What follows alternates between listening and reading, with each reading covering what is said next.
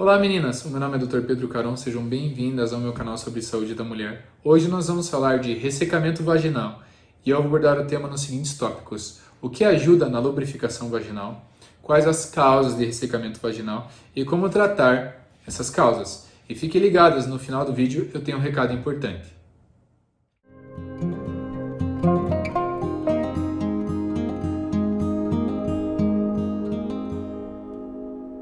Antes de começar a falar sobre as causas de ressecamento vaginal propriamente ditas, vamos comentar o que ajuda a mulher a produzir uma secreção vaginal adequada.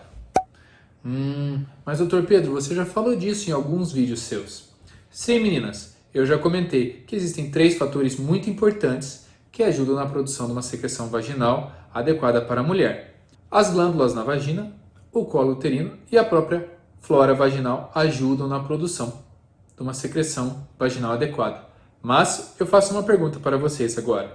Algum hormônio, como por exemplo o estrogênio, ajuda na produção, sim ou não, de uma secreção vaginal adequada na mulher?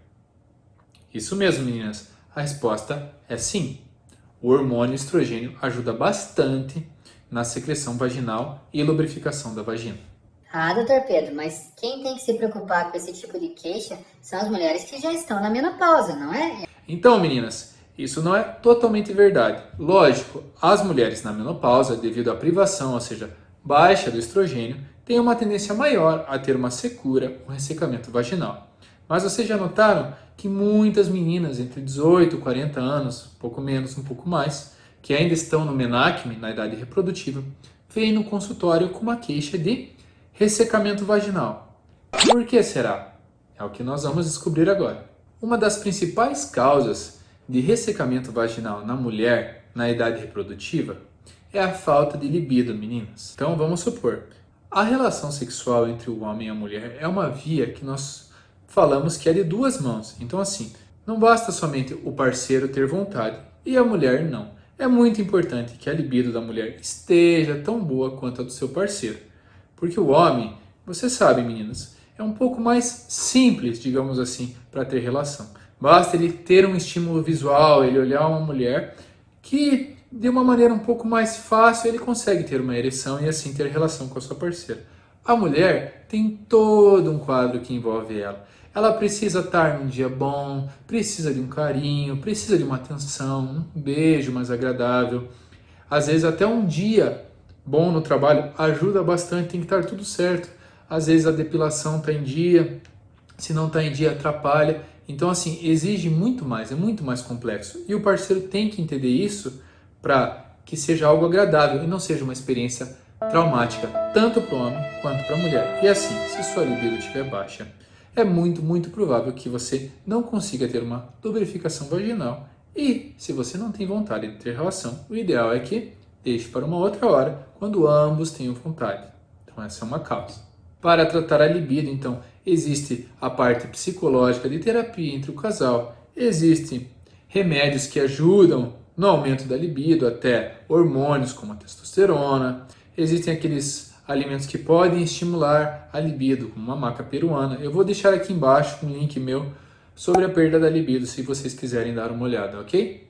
Outra causa que está muito associada à libido é a questão do estímulo. Vamos supor, você está bem com seu parceiro, está tudo certo na sua vida, você está com vontade, então tua libido está boa, mas quando você vai ter relação com teu parceiro, não importa se você tem 50, 40 anos, 30 anos, 20, 18 anos. Quando você vai ter aquela relação, nossa, é tão difícil de começar a ter a relação, dói. Então assim, o que é? É a falta de estimulação antes do ato sexual.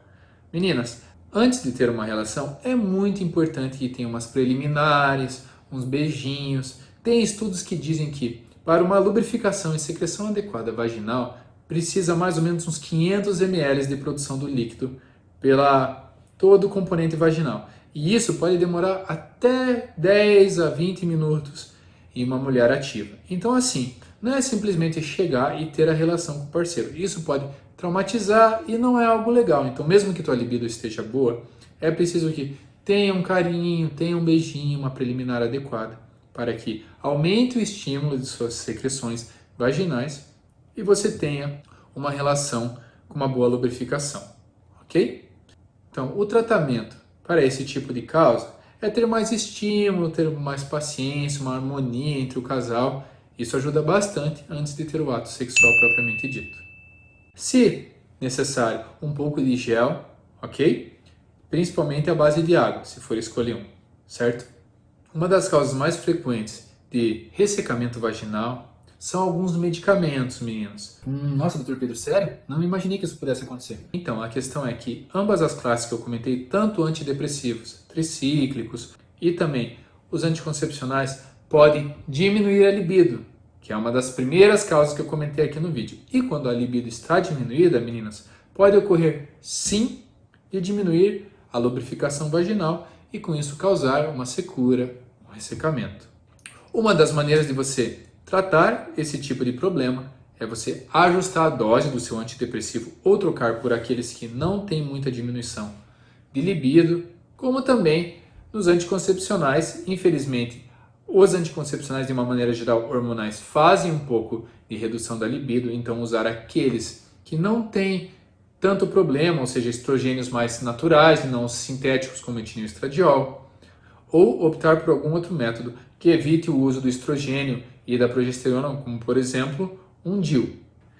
Essa causa de ressecamento vaginal, vocês devem notar, porque isso volta e meia pode acontecer. Corrimentos, meninas, principalmente por vaginose, uma Gardnerella ou uma candidíase, então são aqueles corrimentos que alteram a flora vaginal, então ela fica um pouco mais friável, ou seja, o tecido fica mais frágil. Quando você vai ter relação, não tem uma lubrificação adequada por alteração da flora vaginal, faz com que a paciente não tenha tanto conforto durante o ato sexual, ok?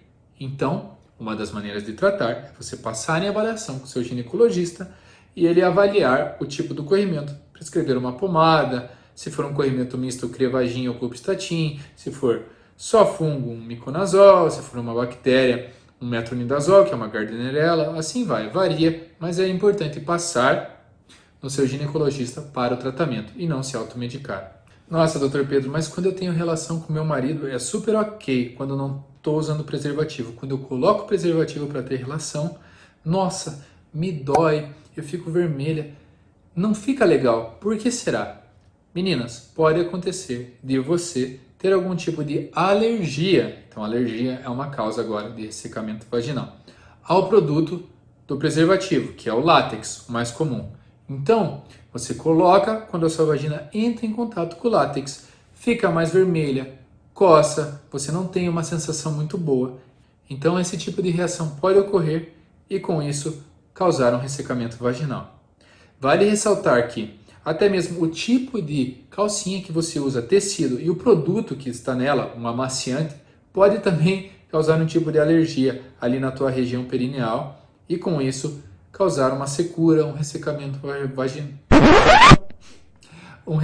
vaginal.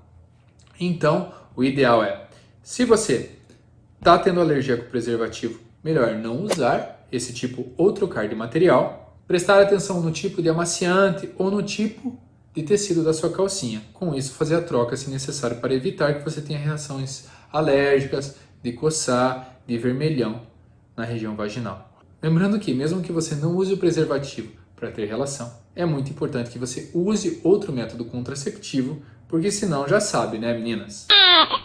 Agora vamos falar um pouco da menopausa, meninas. Sim, a causa mais comum de mulheres que saíram da idade reprodutiva e estão tendo ressecamento vaginal, que é por falta de estrogênio. Então, o que acontece? A menopausa é aquele processo em que a paciente fica mais de um ano sem menstruar. A partir do momento que ela ficou mais de um ano sem menstruar, considera-se que ela entrou na menopausa. A falta de menstruação é pela falta do estímulo de estrogênio e progesterona, certo?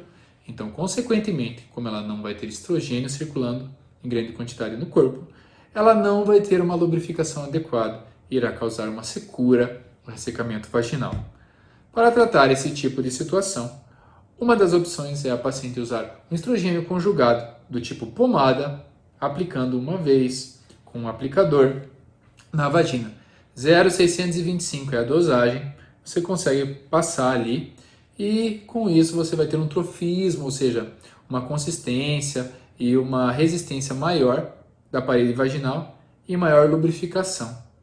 Você também pode lançar mão de hidratantes íntimos, ajuda.